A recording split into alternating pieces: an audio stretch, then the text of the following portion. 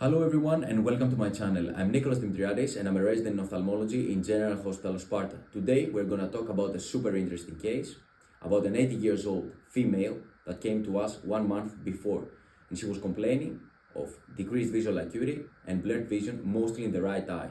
In the Snellen chart, she had 3 out of 10 in the right eye and 6 out of 10 in the left eye.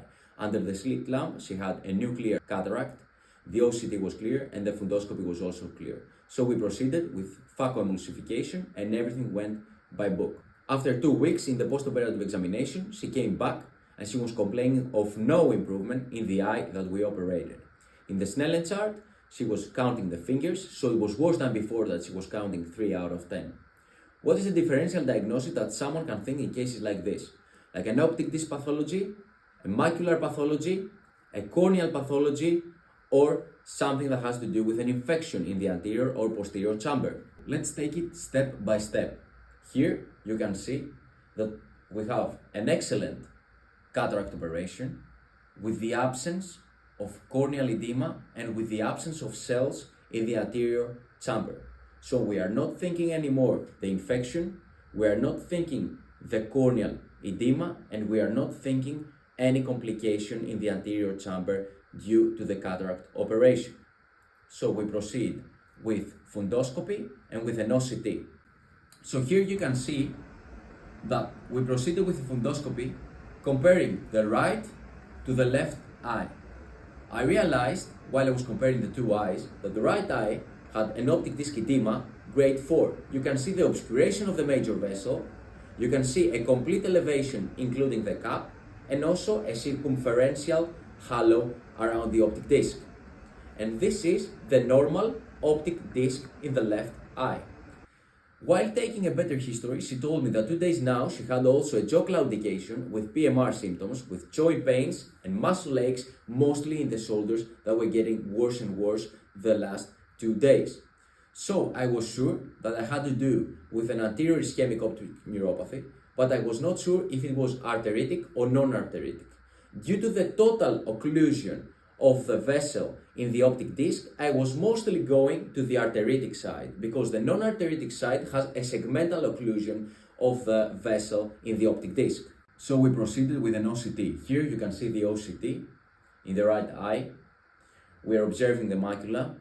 It's clear, so we are not thinking of a macular cystoid edema, which can happen after a cataract operation. And here you can see the optic disc of the right eye compared to the left eye. You can see the obscuration of the major vessels, the elevation including the cap, and the circumferential also halo.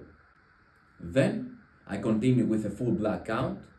I sent all the examinations together with the erythrocyte sedimentation rate, with cholesterol and glucose.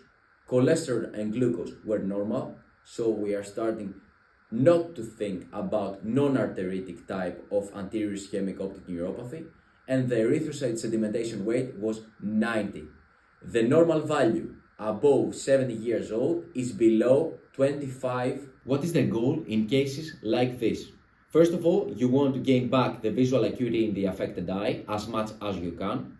You want to prevent the second eye because it's easy in the first 50 hours to have also the other eye affected, and to control the erythrocyte sedimentation rate and the C-reactive protein. What is the first line treatment in cases like this? In our patient, I gave 1 gram methylprednisolone intravenously in 500 ml normal saline, and I also gave 150 milligrams ranitidine in order to protect the stomach. This is for the first 3 days. Then I sent an erythrocyte sedimentation rate which was 10 from 90, which means that we have an excellent response in the cortisol.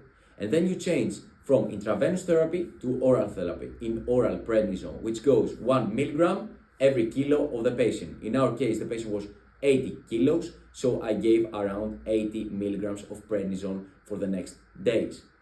I also referred the patient to a neuro-ophthalmologist because our department does not have a neuro-ophthalmologist, and I also sent the patient for a temporal artery biopsy. After 10 days, the patient came back.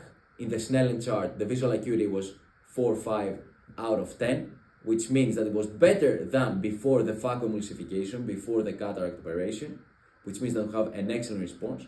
And now the erythrocyte sedimentation rate plays a crucial role because this is the value in order to control the illness.